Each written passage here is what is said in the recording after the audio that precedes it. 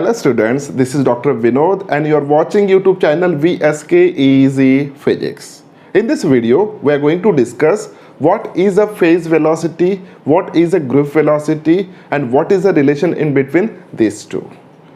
In case of quantum mechanics, phase velocity क्या होता है, ग्रुप वेलोसिटी क्या होता है और उन दोनों में रिलेशन क्या होता है उसके बारे में हमें डिस्कस करना है। लास्ट लेक्चर में हमने डी ब्रोगली हाइपोथेसिस के बारे में डिस्कस किया था। According to de Broglie hypothesis, whenever any particle moving from one place to the another place, then that particle it is associated with one wave and the wavelength of that wave it is given by lambda, it is equals to h upon p. What is a p? P is nothing but the momentum of that particle. What is lambda?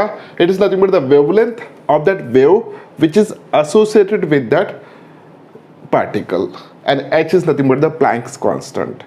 Okay, और इस फॉर्मूले के basis पे इसके अलग अलग forms है।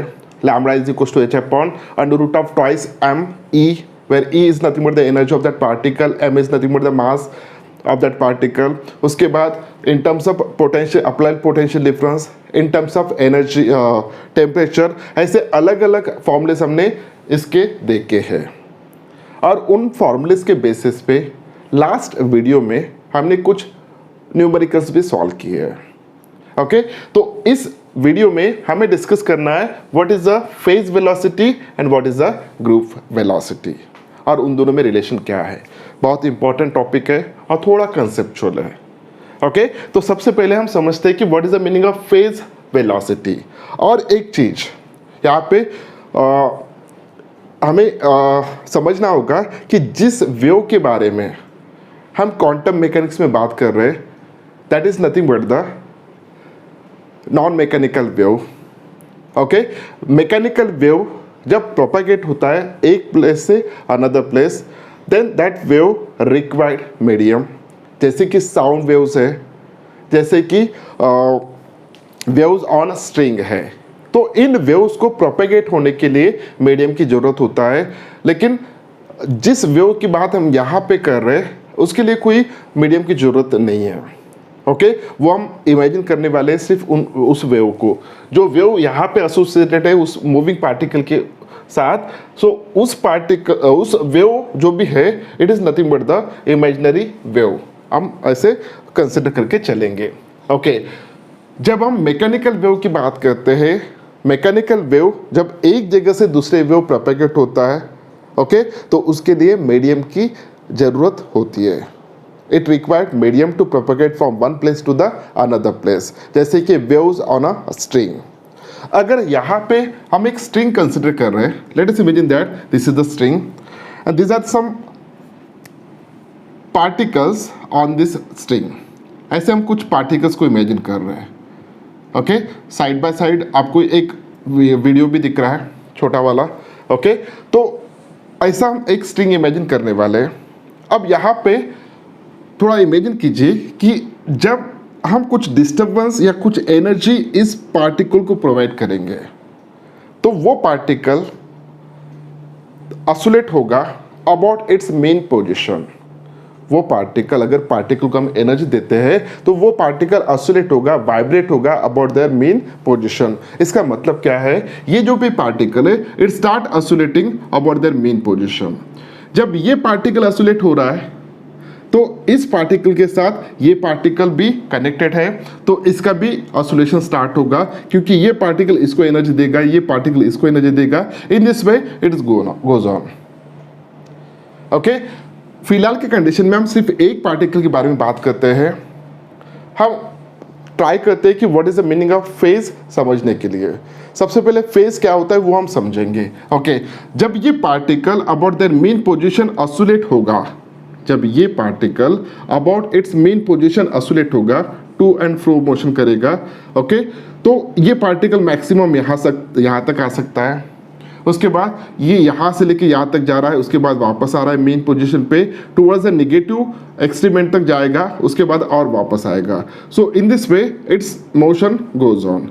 तो इस पार्टिकल का ऑसिलेशन इस तरीके से होते रहेगा। अब यहाँ पे ये जो भी पार्टिकल है जब यहाँ से स्टार्ट हो रहा है, यहाँ से स्टार्ट होने के बाद जब वो ऊपर जा रहा है तो उसका फेज जो भी है वो चेंज होते जाएगा। सो यहाँ तक फेज कितना चेंज होगा एक्सट्रीमेंट तक आने के लिए, सो फेज उसका चेंज हो जाएगा 90 डिग्री। जब पार्टिकल वापस मीन पोजीशन पे आएगा तो यहाँ के कंपैरिजन में फेज चेंज कितना हो रहा है, यहाँ से लेके यहाँ तक जब पार्टिकल शिफ्ट हो रहा है तो कितना फेज चेंज हो रहा है और 90 डिग्री।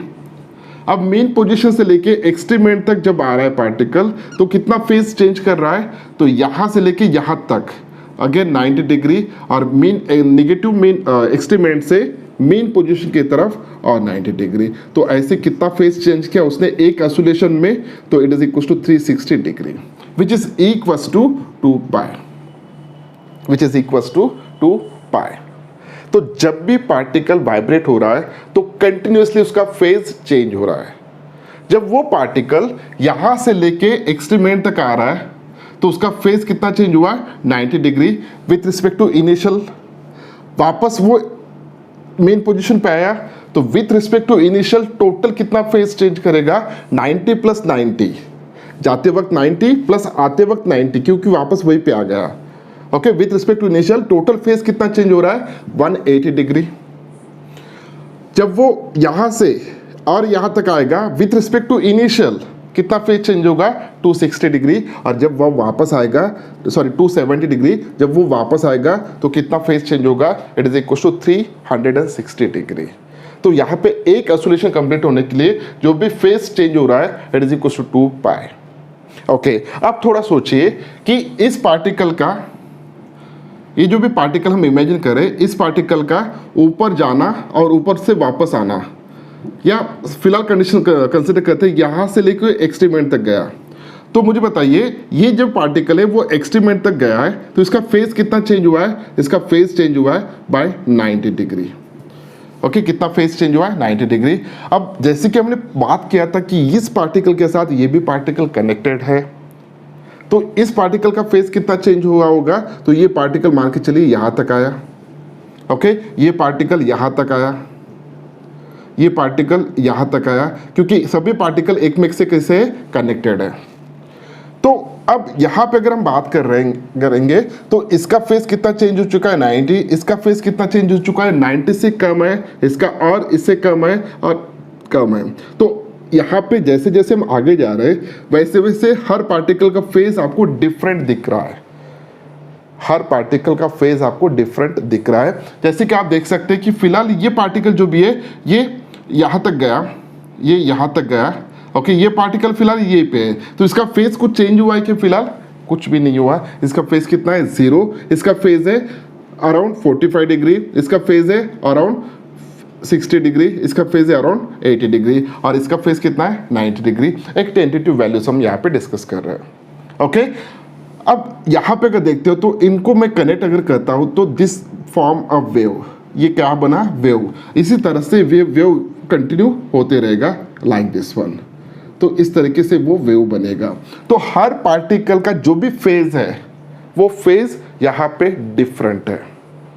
ओके, अगर वेव प्रोपेगेट हो रहा है तो एक इंस्टेंट ऐसा आएगा कि हम अगर फोटोग्राफ लेते हैं तो वो फोटोग्राफ में वेव ऐसे दिखेगा जैसे कि आपको वहां पे दिख रहा है। तो हर पार्टिकल वाइब्रेट कर रहा है, हर पार्टिकल जब वाइब्रेट कर रहा है तो हर पार्टिकल का फेज कंटिन्यूसली चेंज हो रहा है, लेकिन एक पार्टिकल और उसके साइड वाला पार्टिकल, इन दोनों में जो भी फेज है वो फेज वहां पे डिफरेंट है। तो जिस रेट से फेज चेंज हो रहा है, ओके, जिस रेट से फेज चेंज हो रहा है, यहाँ पे दो अलग अलग रेट्स कंसिडर कर सकते हैं, rate with respect to distance, rate with respect to time. तो हम टाइम की बात कर रहे हैं क्योंकि जैसे जैसे हम डिस्टेंस के साथ जाएंगे तो हर विथ रिस्पेक्ट टू डिस्टेंस भी फेज आपको चेंज होते दिख रहा है और विथ रिस्पेक्ट टू टाइम भी फेज चेंज होते दिख रहा है। क्योंकि अगर हम एक ही पार्टिकल की बात करते हैं तो एक ही पार्टिकल का फेज जो भी है with respect to time change हो रहा है। The rate of change of phase, it is called as an group velocity. जिस रेट से फेज चेंज हो रहा है it is called as an phase velocity, and that phase velocity it is represent by v suffix p। अब ये जो भी phase velocity, it is a rate of change of phase, it is also called as an wave velocity. तो wave velocity या phase velocity. Okay, wave velocity या phase velocity दोनों same terms है। आप वेव वेलोसिटी भी कह सकते हो, आप फेज वेलोसिटी भी कह सकते हो। वेव जब एक जगह से दूसरी जगह जा रहा है तो कितने स्पीड से आगे जा रहा है, ओके, वो that is called as wave velocity. और कितने रेट से फेज चेंज हो रहा है, that is nothing but the phase velocity. दोनों एक ही होते हैं, दोनों का वैल्यू सेम होता है। इसलिए आप वहां पे देख रहे हैं कि वेव की वेलोसिटी आपको दिख रहा है, वेव कितने फास्ट जा रहा है वहां पे। ओके, तो इस तरीके से ये phase velocity, it is depends on what? Depends on two things. The first one, it is nothing but the lambda, which is called as an wavelength. Okay, wavelength of this wave. अब wavelength क्या होता है आपको अच्छी तरह से पता है. And second one is a nu, which is called as an frequency. Okay, so this lambda और frequency इन दोनों के बेसिस पे Vp डिपेंड होगा. Vp is equals to lambda into nu. Okay, so what is the lambda? Lambda हम separately लिख सकते हैं, it is equal to 2 pi upon k. What is the nu? Nu is nothing but the frequency. यहाँ पे omega is equal to 2 pi, nu पता है हमें, so nu is equal to omega upon 2 pi. So nu is equal to omega upon 2 pi, where omega is called as an angular frequency, where nu is a linear frequency. Okay, so this is called as an angular frequency and k is called as an propagation constant. Okay, so on the basis of this one, when we substitute the value of lambda as well as value of nu in this equation, we get 2 pi upon k into omega upon 2 pi. So हमें एक equation मिल रहा है, that is nothing but the phase velocity is equals to omega upon k. So यहाँ पे 2 pi get cancel, हमें क्या मिला? Omega upon k. ये इक्वेशन इंपॉर्टेंट है। ओके, फेज वेलोसिटी और वेव वेलोसिटी, फेज वेलोसिटी और wave velocity, it is equals to omega upon k. अब यहाँ पे देखिए, यहाँ पे जैसे हमें एक इक्वेशन मिला है, this is for the mechanical wave. Okay, इसी तरह अगर हम क्वांटम मैकेनिक्स में बात करते हैं, इसको मैं इक्वेशन दे देता हूं, equation number 1। Now in case of quantum mechanics, in case of quantum mechanics, as we know that the energy of wave whose frequency is nu, energy of the wave whose frequency is nu, it is equals to E is equals to h nu। एक wave जिसकी frequency nu है तो उसकी energy कितना होगा? E is equals to h nu होगा। तो इसके बेसिस पे हम उस वेव की जो भी फ्रीक्वेंसी वो लिख सकते हैं E अपॉन एच।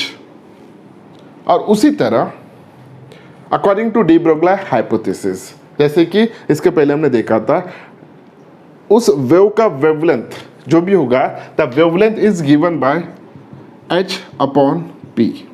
ओके, ये भी हमने अभी अभी देखा था। So this is nothing but the according to de Broglie hypothesis. Okay, de Broglie का जो भी वेवलेंथ है, it is equals to h upon p। अगर कोई पार्टिकल मूव कर रहा है from one place to the another place, उस पार्टिकल के साथ जो भी वेव एसोसिएटेड होगा, उस वेव का wavelength it is nothing but the lambda. Okay, तो ये जो भी हम डिस्कस कर रहे हैं, it is nothing but the non mechanical wave के लिए। Okay, so this is for the mechanical wave. अब ये कंसेप्ट यहाँ पे लगाते हैं तो उस नॉन मैकेनिकल वेव का जो भी फेज वेलोसिटी होगा या वेव वेलोसिटी होगा, that velocity it is equals to lambda into nu आना चाहिए, विच इज इक्वल्स टू लैम्डा की वैल्यू कितना है? h अपॉन p है। न्यू की वैल्यू कितना है? E अपॉन h है। ओके, यहाँ पे क्या कैंसिल होना चाहिए? h get cancel. अब यहाँ पे h get cancel, so therefore Vp is equals to E upon p। ये इक्वेशन हमें मिला है, where Vp is nothing but the phase velocity of that non mechanical wave, where E is nothing but the energy and P is nothing but the momentum. Okay, ये momentum किसका है? उस particle का है। अब इसके बेसिस पे, okay, इसके बेसिस पे अब दो केसेस हम अलग अलग इमेजिन करेंगे. The first one, it is nothing but the one particle which is moving with a relativistic velocity. A second particle which is moving with the non-relativistic velocity. अब relativistic velocity means what? अगर कोई particle move कर रहा है with a velocity which is relative with the velocity of the light, यानी light की velocity कितना है 3 × 10⁸ मीटर पर सेकंड.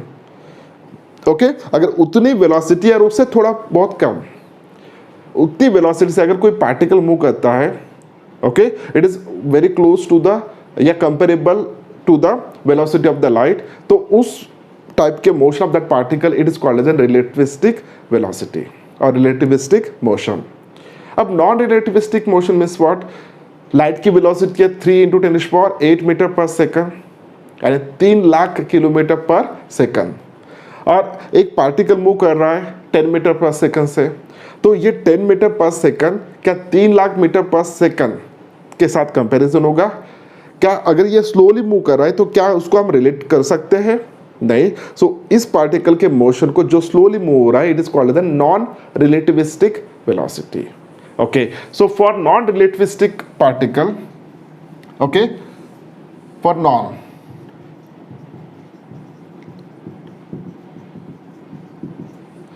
नॉन रिलेटिविस्टिक अब क्या होगा? देखिए, जो भी पार्टिकल मूव कर रहा है, ये बहुत इंपॉर्टेंट है, जो भी पार्टिकल मूव कर रहा है उस पार्टिकल का मास हम m लेते हैं, ओके, उसकी वेलोसिटी हम लेते हैं v. अब इस पार्टिकल की टोटल एनर्जी अगर आप लेते हो, टोटल एनर्जी, ओके, क्योंकि आइंस्टाइन के रिलेशन के हिसाब से E = mc², तो इस पार्टिकल का मास कितना है? m है, तो उसकी टोटल एनर्जी कितना होगा? उसकी काइनेटिक एनर्जी के बारे में बात नहीं कर रहे हम, टोटल एनर्जी. तो टोटल एनर्जी होगा इस पार्टिकल का, it is equals to mc². अब उस पार्टिकल का मोमेंटम कितना होना चाहिए? तो momentum is equals to m × v. Okay, तो ये दो वैल्यूज हम यहाँ पे सब्स्टिट्यूट करने वाले हैं. So Vp is equals to E/P है. So phase velocity of that particle, the phase velocity of that wave which is associated with this particle, it is equals to E/P upon P, it is equals to mc² upon mv. Okay, so यहाँ पे अगर देखते हो तो this m get cancel, so this is equals to c², Vp is equals to c² upon v. So ये equation कुछ हमें information देने वाला है. फिलहाल इसको मैं स्टार करके रखता हूँ. ओके, ये नॉन रिलेटिविस्टिक मोशन है पार्टिकल का, उसके लिए जो वेव उस पार्टिकल के साथ एसोसिएटेड है, उस वेव की wave velocity it is equals to c²/v. What is the v? It is the velocity of that particle. What is the c? It is nothing but the velocity of that light in vacuum. Okay, अब ये एक equation आ गया है, इसको थोड़ी देर बाद हम interpret करेंगे. एक बार मैं यहाँ पे जो भी टर्म्स आए इनको मैं एक्सप्लेन करके बताना चाहता हूँ. What is the Vp? It is the velocity of that wave which is associated with this particle according to de Broglie hypothesis. What is the c? It is the velocity of the light. What is the v? It is the velocity of that particle. ये उस wave की velocity है जो इसके साथ associated है, और ये क्या है? उस पार्टिकल की वेलोसिटी है. ओके, तो ये वेव की वेलोसिटी जो इसके साथ एसोसिएटेड है, और ये पार्टिकल की वेलोसिटी है, और ये लाइट की वेलोसिटी है. ओके, अब ये जो भी डिस्कशन हमने यहाँ पे किया है, this is for the particle which is moving with a very low speed, non relativistic. Okay, जब वो रिलेटिविस्टिक इसमें हम कंसिडर करेंगे उस वक्त एक इक्वेशन ये आया. ओके, जब वो रिलेटिविस्टिक यानी पार्टिकल की वेलोसिटी बहुत ज़्यादा है, यानी v को अब हम कंपेयर कर सकते हैं लाइट की वेलोसिटी के साथ, तो ऐसे वक्त क्या होगा? सो ऐसे वक्त ये जो भी वेलोसिटी है, ओके, तो इस वेलोसिटी को हम कंपेयर कर रहे हैं with the velocity of light, that is a relativistic velocity. तो उस वक्त जो भी टोटल एनर्जी होगा, अब आपने थ्योरी ऑफ रिलेटिविटी पढ़ा होगा, तो थ्योरी ऑफ रिलेटिविटी में अगर कोई पार्टिकल रेस्ट पोजीशन पे है तो उसका मास डिफरेंट होता है, अगर वो बहुत फास्ट मूव हो रहा है तो उसका मास बढ़ जाता है। ओके, तो हम यहाँ पे कंसिडर करेंगे m not, that is the rest mass. तो उसका जो भी एनर्जी होगा, that energy it is equals to, तो इसको मैं थोड़ा हटा देता हूँ यहाँ से, energy of that particle which is moving with relativistic velocity, it is equals to m naught square c to the power 4 plus p square c square to the power 1 by 2। so ये total उस particle की energy है जो relativistic motion से move कर रहा है।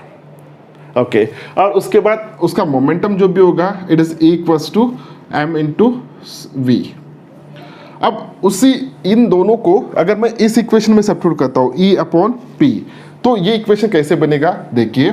तो यहाँ पे मैं कंसिडर कर रहा हूँ, यहाँ पे हम लेते हैं so Vp for the relativistic particle, so it is equals to, this is the phase velocity associated with that wave which is moving with higher velocity, so Vp dash is equals to E upon P है।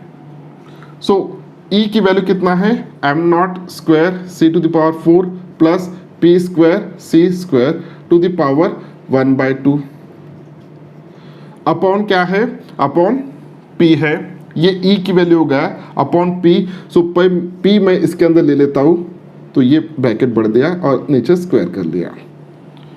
Okay, तो इसमें से क्या common निकल सकता है, c square common निकलता है, स्क्वायर रूट के अगर बाहर लेते हो तो c आएगा, तो यहाँ पे m not square c square upon p square plus 1। Okay, so this is the Vp dash. So ये Vp डैश है फॉर द रिलेटिविस्टिक और ये फॉर द नॉन रिलेटिविस्टिक। अब इस इक्वेशन को भी मैं स्टार कर देता हूँ।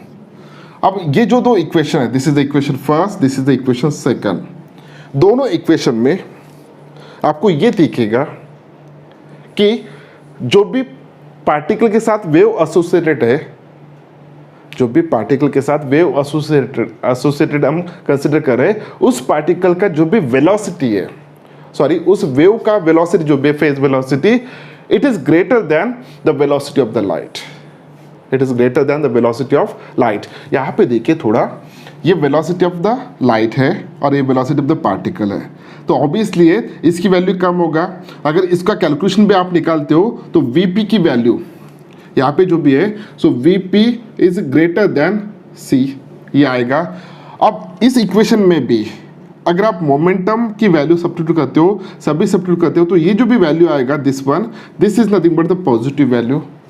अब ये पॉजिटिव आता है, ओके, प्लस 1 है और उसका स्क्वायर रूट है, तो ये सब कुछ ग्रेटर देन 1 आएगा। तो इस केस में भी Vp dash it is greater than C, यानी ये जो भी आ रहा है इसका मीनिंग क्या है, इसको थोड़ा समझो कंसेप्चुअली, बहुत इंपॉर्टेंट है, बहुत इंटरेस्टिंग भी है। उस पर डी ब्रोगली ने जो भी कहा था कि अगर कोई पार्टिकल है, वो पार्टिकल अगर मोशन में है, ओके, तो उस पार्टिकल के साथ एक वेव एसोसिएटेड रहेगा। अब उस वेव का ही हम यहाँ पे डिस्कस कर रहे हैं, लेकिन हमें ये देखा है कि उस वेव की जो भी वेलोसिटी है, वेव की उस पार्टिकल के साथ जो भी मूव करेगा, एसोसिएटेड होगा, उस वेव की velocity he velocity of the light से ज़्यादा आ रहा है, जो कि फिजिक्स परमिट नहीं करता, थ्योरी ऑफ रिलेटिविटी परमिट नहीं करता। According to theory of relativity कोई भी मैटर ओके, या कोई भी particle can not move with the velocity of light equal to the velocity of light और ग्रेटर देन दैट। कोई भी पार्टिकल, कोई भी मैटर का कोई भी पार्टिकल ये लाइट की वेलोसिटी इतना वेलोसिटी से मूव नहीं कर सकता, या उससे ज़्यादा भी वेलोसिटी नहीं हो सकता, हमेशा उससे बहुत कम रहेगा। तो ये कहीं ना कहीं कॉन्ट्रडिक्ट हो रहा है। ओके, तो जो भी हम यानी जो भी डी ब्रोगली का कहना था वो कहीं ना कहीं यहाँ पे गलत साबित हो रहा है। डी ब्रोगली का कहना क्या था कि जब भी पार्टिकल मूव होता है तो उसके साथ एक वेव एसोसिएटेड होता है, तो कहीं ना कहीं एक वेव अगर एसोसिएटेड ले रहे हैं तो यहाँ पे ये फाइनल कंक्लूजन आ रहा है, और ये फिजिक्स यहाँ पे परमिट नहीं कर रहा। According to theory of relativity it is not possible. और दूसरे एंगल से अगर हम सोचते हैं कि यहाँ पे जो भी पार्टिकल है, ओके, तो ये वेलोसिटी जो भी है उस पार्टिकल को रिप्रेजेंट करने वाला वेलोसिटी है, तो इस पार्टिकल को वो पीछे छोड़ जाएगा।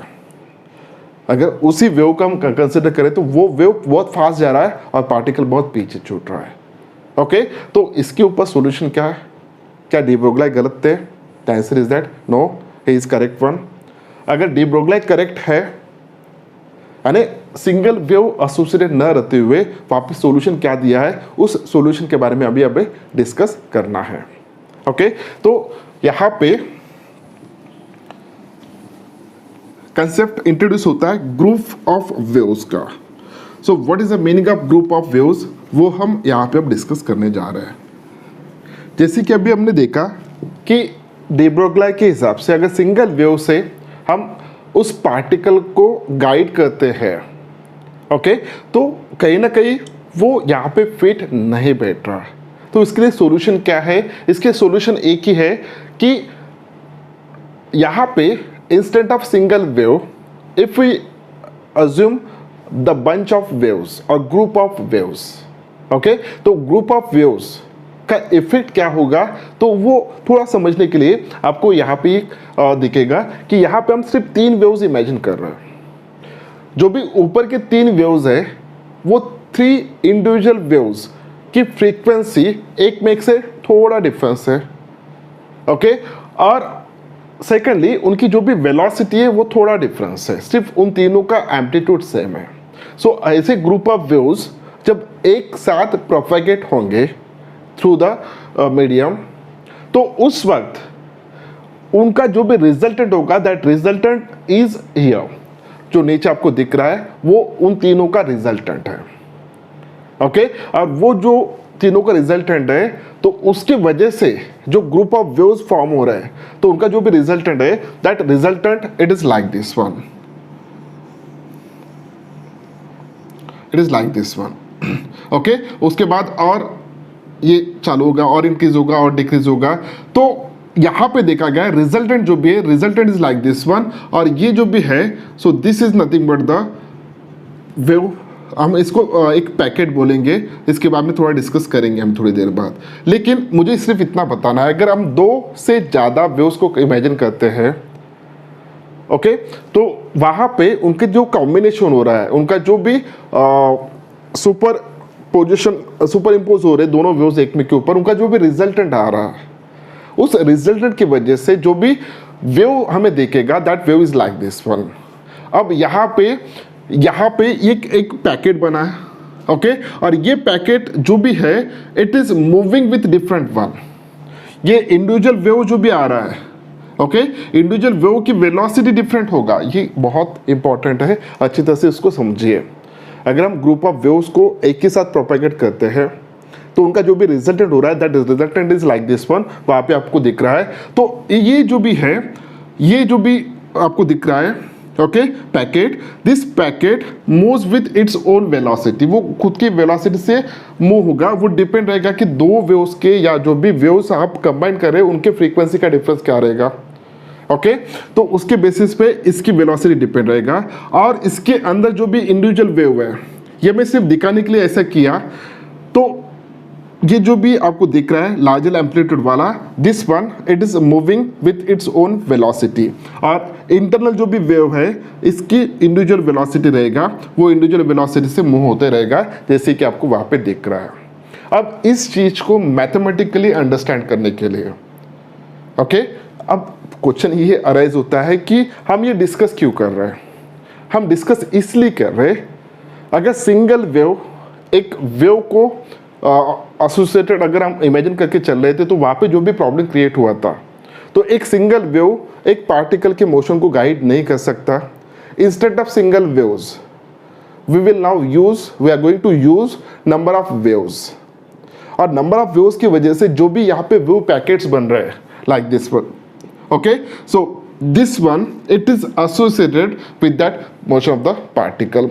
तो कहीं ना कहीं इसका यूज हम करने वाले हैं, ओके, तो जो एम्पलीट्यूड लार्जर एम्पलीट्यूड वाला पोर्शन आपको दिख रहा है, इसका यूज हम करने वाले हैं उस पार्टिकल के मोशन को डिफाइन करने के लिए, क्योंकि इसकी वेलोसिटी इंडिविजुअल वेव की वेलोसिटी से बहुत बहुत बहुत कम होता है। ओके और उसकी इंडिविजुअल वेलोसिटी किसके ऊपर डिपेंड होगा, ये अभी हम मैथमेटिकली देखना है। ओके तो यहाँ पे देखिए, हम ज़्यादा कॉम्प्लिकेशन ना क्रिएट करते हुए हम सिर्फ 2 वेव्स यहाँ पे इमेजिन करने वाले हैं। Instead of 3, instead of more than 2, हम सिर्फ 2 वेव्स इमेजिन करेंगे। The first wave it is nothing but the y1, second wave is nothing but the y2. So y1 is equals to a cos of omega 1 t minus k1x, where omega is nothing but the angular frequency, k1 is nothing but the propagation constant. और second wave जो भी है it is nothing but the a cos of omega 2t minus k2x। अब यहाँ पे थोड़ा देखिए, आपको दिख रहा होगा कि दोनों वेव को जब हम कंपेयर करेंगे तो दोनों वेव का एम्पलीट्यूड कैसा है, सेम है। दोनों वेव का एम्पलीट्यूड कैसा है, सेम है। दोनों वेव का जो भी फ्रीक्वेंसी है वो डिफरेंट है। पहले इसकी एंगुलर फ्रीक्वेंसी कितना है, ओमेगा 1, सेकेंड वेव की एंगुलर फ्रीक्वेंसी कितना है, ओमेगा 2। अब दोनों की फ्रीक्वेंसी डिफरेंट है, दोनों का के डिफरेंट है, that is the propagation constant. तो इसके बेसिस पे हम ये कह सकते हैं कि फर्स्ट वेव की जो भी वेलोसिटी होगा, फर्स्ट वेव की जो भी फेज वेलोसिटी होगा, that phase velocity is equals to omega 1 upon k1। Second wave की जो भी phase velocity is equals to omega 2 upon k2। So here we can say that omega 1 upon omega 2 it is not equals to the omega 2 upon omega 1, यानी पहले particle की phase velocity it is not equals to the phase velocity of the second particle. ये हमें यहाँ पे दिख रहा है। ओके मैथमेटिकल इक्वेशन है, सभी टर्म्स बहुत इंपॉर्टेंट हैं, इनको थोड़ा अच्छी तरह से समझिए। हम 2 ऐसे वेव्स कंसिडर कर रहे हैं जिनका एम्पलीट्यूड सेम है, जिनका फ्रीक्वेंसी डिफरेंट है, और दोनों वेव की फेज वेलोसिटी थोड़ा बहुत डिफरेंट है।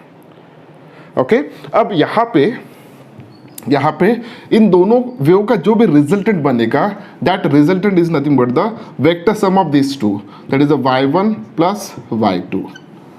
Okay vector sum of this two y1 plus y2। Substitute the value of y1 and y2 here we can get y1 की वैल्यू कितना है, a cos of omega 1 t minus k1x plus a cos of omega 2 t minus k2x।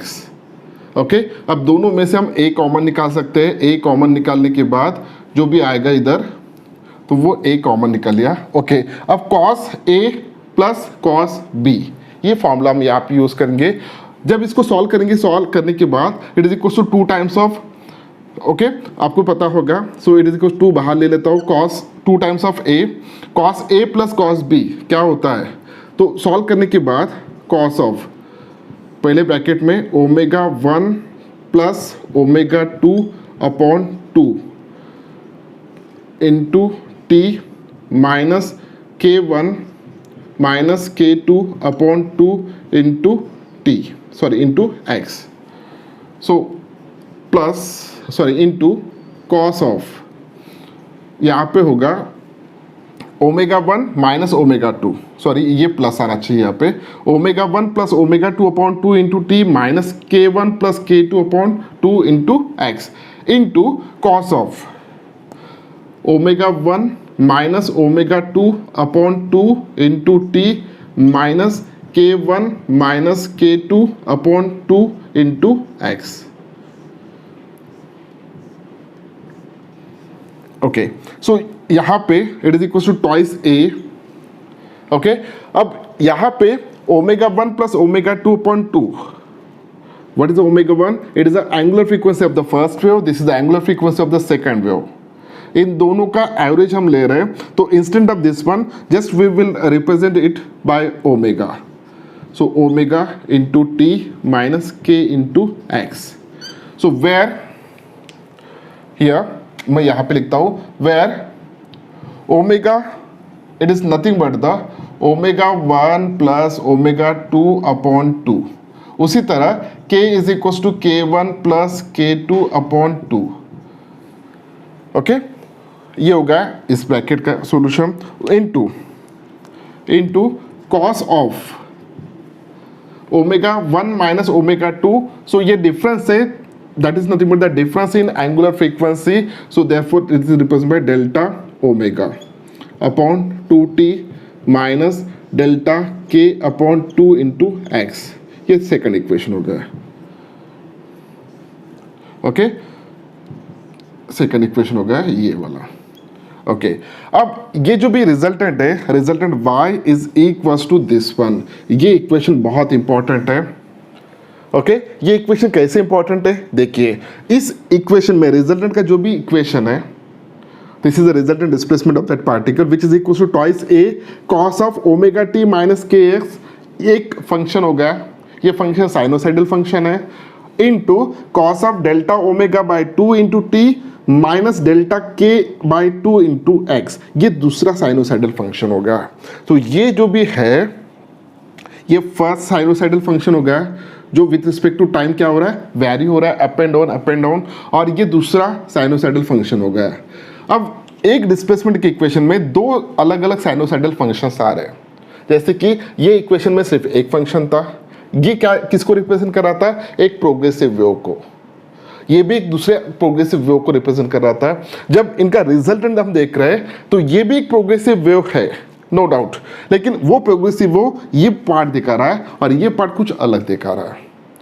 जब इसका हम mathematical interpret करेंगे तो जैसे कि हमने इसके पहले देखा था कि जो भी वेव है, that wave it is like this one.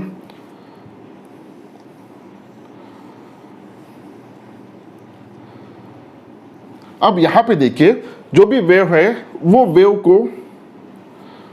को जो भी वेव की इंडिविजुअल वेलोसिटी है, वेव की इंडिविजुअल वेलोसिटी जिसको हम फेज वेलोसिटी बोलेंगे, रिजल्टेंट वेव का फेज वेलोसिटी, क्योंकि वेव कितने फास्ट प्रोपेगेट होगा इंडिविजुअल वेव, सो वो रिप्रेजेंट करेगा this one. This is related with the phase velocity of that resultant wave. और ये किसके साथ क्या रिप्रेजेंट करेगा, ये उस ग्रुप जो भी बना है, यहाँ पे मैं यहाँ पे दिखाता हूँ. सो ये पूरा मिलके ग्रुप बना है. सो सिर्फ रिप्रेजेंट करने के लिए मैं इसे डॉट से रिप्रेजेंट कर रहा हूँ. ओके, सो ये जो भी रिप्रेजेंट हम कर रहे हैं यहाँ पे, so this is nothing but the group. So ये जो भी दिख रहा है आपको फुगा हुआ, तो वो जितने वेलोसिटी से आगे जाएगा, ये किसको कौन रिप्रेजेंट करेगा, ये रिप्रेजेंट करेगा ये वाला. So this one is related with the group velocity. Okay, this one is related with the group velocity. अब ये ग्रुप वेलोसिटी पार्टिकल की जो भी वेलोसिटी है, क्या उसके साथ वो मैच करेगा, वो हम थोड़ी देर बाद डिस्कस करेंगे या नेक्स्ट लेक्चर्स में हम डिस्कस करेंगे. फिलहाल के कंडीशन में जब दो वेव्स को हम यहाँ पे सुपर इम्पोज कर रहे हैं एक में के ऊपर, सुपर इम्पोज करने के बाद जो भी रिजल्टेंट डिस्प्लेसमेंट आ रहा है, वो रिजल्टेंट डिस्प्लेसमेंट में दो साइनोसॉइडल फंक्शंस है. एक रिप्रेजेंट कर रहा है फेज को, जो इंडिविजुअल वेव यहाँ पे प्रोपेगेट हो रहा है लाइक दिस वन. ओके, और दूसरा इस पूरे जो भी पैकेट दिख रहा है आपको, उस पैकेट को. और इस पैकेट की जो भी वेलोसिटी होगा, यहाँ पे दो अलग अलग वेलोसिटीज आने वाला है. एक होगा फेज वेलोसिटी, दूसरा होगा ग्रुप वेलोसिटी. तो इस टर्म के बेसिस पे हमें फेज वेलोसिटी मिलेगा और इस टर्म के बेसिस पे हमें ग्रुप वेलोसिटी मिलेगा. ओके, अब वो कैसे फाइंड आउट करते हैं देखिएगा. तो फेज वेलोसिटी जो भी है, it is a v suffix p, it is equals to omega upon k. सीधा सीधा निकल जाएगा यहाँ पे omega upon k. This is nothing but the phase velocity which is also called as an wave velocity. इसको हम क्या कहेंगे, वेव वेलोसिटी भी हम कहते हैं. ओके, ये होगा आपके पहले टर्म के बेसिस पे. सेकंड टर्म के बेसिस पे जो भी ग्रुप वेलोसिटी जिसको हम v सफिक्स g रिप्रेजेंट करेंगे, so it is equals to t का कोएफिशिएंट कौन है, ओ डेल्टा ओमेगा बाय 2. x का कोएफिशिएंट कौन है, डेल्टा k बाय 2. तो दिस अपॉन दिस वन. तो जब हम सॉल्व करेंगे, सॉल्व करने के बाद delta omega by 2 upon delta k by 2, this 2 to get cancel, it is equal to delta omega upon delta k. So this represent the group velocity. अब what is the delta omega? Delta omega is nothing but the omega 1 minus omega 2. It is a difference between two frequencies and difference between two propagation constants. तो इन दोनों के difference के basis पे ही हमें क्या मिलेगा? ग्रुप वेलोसिटी मिलेगा. So this is nothing but the group velocity, this is nothing but the phase velocity. तो ग्रुप वेलोसिटी जो भी है वो बहुत बहुत कम होगा as compare to the phase velocity, बहुत कम होता है. अब ये जो भी है इन दोनों में रिलेशन क्या है वो हम यहाँ पे फाइंड आउट करेंगे. ओके, सो हमने सिंपल फॉर्मूला यूज किया है, मैथमेटिकल फॉर्मूला. उसके बेसिस पे हमें यहाँ पे दो डिस्प्लेसमेंट के इक्वेशन में दो साइनोसाइडल फंक्शंस मिले. ओके, और एक फेज को रिप्रेजेंट कर रहा है, दूसरा ग्रुप वेलोसिटी को रिप्रेजेंट कर रहा है. तो यहाँ पे नेक्स्ट हमें देखना है what is the relation between these two. इन दोनों में रिलेशन क्या है वो हम यहाँ पे डिस्कस करते हैं. ओके, तो आपने यहाँ पे दो अलग अलग इक्वेशंस लेके लिए हमने. एक है फेज वेलोसिटी, दूसरा है group velocity. Okay, phase velocity की इक्वेशन ये है, ग्रुप वेलोसिटी की इक्वेशन ये है. So what this delta omega? It is omega 1 minus omega 2. So instant of delta omega can we write it in like this one. So Vg is equals to, that is the group velocity, it is equals to delta omega के बजाय क्या हम उसको d del omega upon del के लिख सकते हैं? The answer is that yes, क्योंकि ये जो भी चेंज है वो बहुत छोटा है, स्मॉल है, तो इसलिए हम उसको ऐसे लिख सकते हैं. सो डेल्टा ओमेगा के बजाय del omega by del k. Okay, now Vg is equals to del omega by del k. Okay, what is omega? It is the angular frequency. So omega की वैल्यू कितना होता है? It is equals to 2 pi into nu. What is the k? K is nothing but the propagation constant. So k is equals to 2 pi by lambda. तो ये दोनों values हम यहाँ पे सब्स्टिट्यूट करेंगे. सो सब्स्टिट्यूट करने के बाद क्या आएगा देखिए, ओमेगा की जगह पे 2 pi omega 2 pi nu and 2 pi constant निकलेगा 2 pi into del nu upon del k है. सो डेल 2 पाई कांस्टेंट निकलेगा 1 upon lambda. Okay, del 1 upon lambda. So this is equal to 2 pi get cancel here. So del nu upon, so 1 upon ये जो भी होगा del of 1 upon lambda. तो 1 upon x का derivative कितना होता है? You know very well. तो उसके बेसिस पे यहाँ पे इट इज इक्वल्स टू, इसकी वैल्यू कितना आएगा? Minus lambda square into del lambda. Okay, so this is nothing but the we g. तो ये हो गया वी जी का equation. V g is equals to del nu upon del lambda. So minus lambda square del nu upon del lambda. So this is nothing but the group velocity. So इसको हम equation number फिलहाल 1 देते हैं. Okay, सो ये हो गया group velocity का formula in terms of wavelength, in terms of frequency. Okay, इसी तरह यहाँ पे इस इक्वेशन के बेसिस पे हम क्या लिख सकते हैं? Omega is equals to V P into k. Omega is equals to V P into k. Okay, अब इस इक्वेशन को डबल यहाँ से लिख रहे हैं. तो v g it is equals to del omega by del k. अब ओमेगा की वैल्यू कितना है? वी पी इंटू के है. So this is equals to del by del k. Omega की वैल्यू है v suffix p into k. Okay, so k और v p दोनों variable consider करके चलेंगे हम यहाँ पे.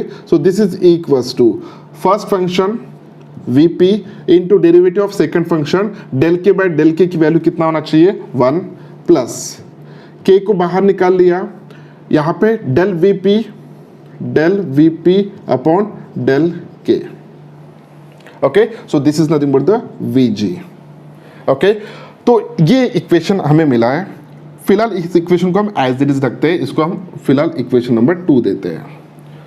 अब यहाँ पे जैसे कि हमें k की वैल्यू पता है, propagation constant, k is equals to 2 pi upon lambda. Okay, अगर मैं डेल के की वैल्यू लेता हूँ यहाँ पे इसके बेसिस पे, तो यहाँ पे क्या आना चाहिए? So it is equals to 2 pi. अब ये del of this one, so 1 upon lambda का जो भी डेरिवेटिव आएगा वो कितना आएगा, minus lambda square upon del lambda, sorry minus 1 upon lambda square, minus 1 upon lambda square into 2 pi upon 2 pi into del lambda. Okay, क्योंकि 1 upon lambda का derivative कितना आएगा, माइनस 1 बाई लैम्डा स्क्वायर और del lambda, like this one. अब इसके basis पे ये जो भी वैल्यू है, तो इसके बेसिस पे k अपॉन डेल के अगर लेते हैं, k अपॉन डेल के अगर लेते हैं तो 2 pi get cancel. Okay, so this is equals to minus lambda into del upon del lambda आएगा, अपॉन डेल लैम्डा, सिर्फ k upon del k this upon this things, तो माइनस साइड रहेगा, एक लैम्डा कैंसिल हो जाएगा, lambda ऊपर आ जाएगा, lambda, सो 2 pi get cancel, यहाँ पे डेल लैम्डा। ओके, सो k अपॉन डेल के की वैल्यू इस इक्वेशन में हमें सब्स्टिट्यूट करना है, हमें एक फाइनल इक्वेशन मिलेगा। So Vg it is equals to Vp as it is रखना है हमें, यहाँ पे k अपॉन डेल के की जगह पे minus lambda upon del lambda, so minus lambda into del Vp upon del lambda. So ये इक्वेशन आपको एक मिला है। This equation gives the relation between group velocity and phase velocity. Okay, so this is a required equation which gives the relation between group velocity and phase velocity. तो इस equation को हमें use करना है प्रॉब्लम्स को solve करने के लिए। हमें बहुत सारे इक्वेशंस यहाँ पे मिले, जैसे कि ये मिला Vp is equal to omega upon k, omega is angular frequency, k is nothing but the propagation constant. ये सभी फॉर्मूलेस प्रॉब्लम्स को सॉल्व करने के लिए हमें यूजफुल रहेंगे। ओके, अब देखिए जो भी ग्रुप वेलोसिटी हमें ग्रुप ऑफ वेव मिला है, दिस वन पैकेट, सो ये जो भी पैकेट है ये कितने वेलोसिटी से मूव होगा आगे, तो that is given by this equation Vp minus lambda del Vp by del lambda. What is Vp? It is the phase velocity. What is lambda? This one it is nothing but the wavelength. Okay, तो with respect to wavelength phase velocity कितना change हो रहा है ये represent कर रहा है ये factor. So this is gives the relation between phase velocity and group velocity. Okay, so what is a phase velocity? इसको हमने अच्छी तरह से समझा। What is a group velocity? इसको भी हमने अच्छी तरह से समझा। तो डी ब्रोगला के जो भी हाइपोथेसिस था उसके हिसाब से एक सिंगल वेव पार्टिकल को गाइड करेगा, तो कहीं ना कहीं ये गलत हुआ, क्योंकि जो भी रिजल्ट्स बाहर आ रहे थे उसके बेसिस पे फिर इंस्टेंट ऑफ सिंगल वेव अब उस पार्टिकल का मोशन गाइड करने के लिए हम ग्रुप ऑफ वेव्स को इमेजिन करने वाले हैं। और जब ग्रुप ऑफ वेव्स को इमेजिन करते हैं तो यहाँ पे ग्रुप वेलोसिटी का कंसेप्ट आता है, और ग्रुप वेलोसिटी ये फेज वेलोसिटी के ऊपर कैसे डिपेंड होता है ये वैल्यू आपको ये इक्वेशन आपको वो वैल्यू देगा। सो नेक्स्ट वीडियो में हमें इसको ही आगे और बढ़ाना है। ओके, इसका क्वांटम मैकेनिक्स का नेक्स्ट टॉपिक डिस्कस करना है, हाइजेनबर्ग अनसर्टेनिटी प्रिंसिपल। तो ये था relation between phase velocity and group velocity. Thank you very much.